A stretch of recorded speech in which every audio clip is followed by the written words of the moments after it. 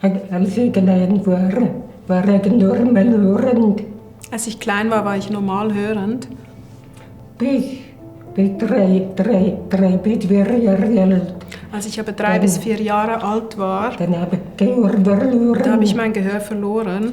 Durch Unfall. Durch einen Unfall. Ja, als ich vorher klein war, Damals mein Leben eigentlich, seit ich klein war bis heute, war oft sehr dunkel. Und auch viel aggressiv.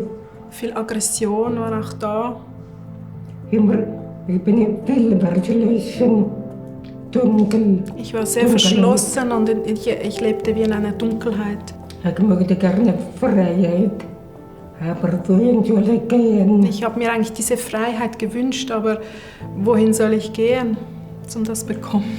Dann bin ich 2009 pensioniert. Ja, 2009 wurde ich pensioniert. Und seit Mama gestorben. Seit meine Mama gestorben ist, habe ich Kontakt zu Gehörlosen angefangen.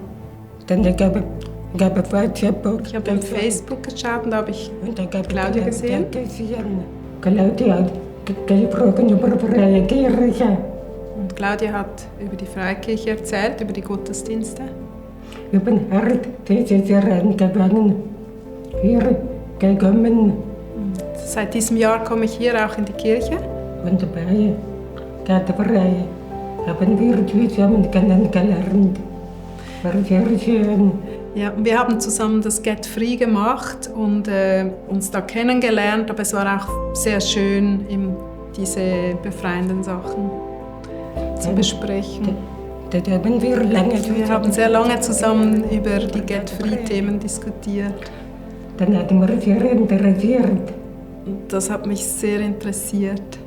Ich möchte mein Leben. Ja, mein Leben hat sich halt stark verändert. Es entstand eine Freiheit. Früher war es sehr schwer und heute bin ich wie befreit. Und dann habe ich mich entschieden, mich taufen zu lassen.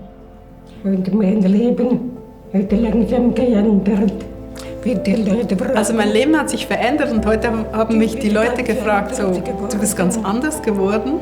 Du bist fröhlich geworden. Du bist fröhlich geworden und du bist gar nicht mehr so aggressiv. Und danke Christus und Gott. Ich danke wirklich Gott, dem Vater, Sohn und dem Heiligen Geist für dieses Licht und diese Freiheit. Und bin ich heute hell geworden und bin ich neu geboren. Ja, und heute ist wirklich Licht in meinem Leben und ich bin von neuem geboren. Ja.